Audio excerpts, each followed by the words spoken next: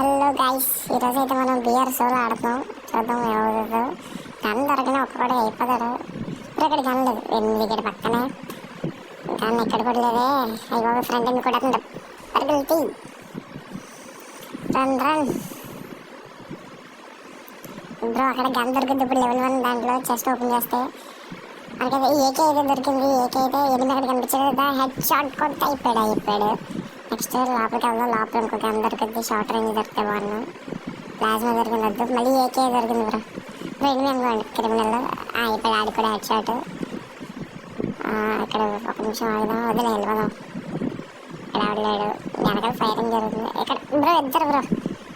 ఏమవుతుంది మరి, ఈడైతే skill use చేసి బైజాన్ ఉంది బ్రో. వాడి దగ్గర లేకపోతే అయిపోతాడు. సరే మళ్ళీ 20 దిగాం కదా.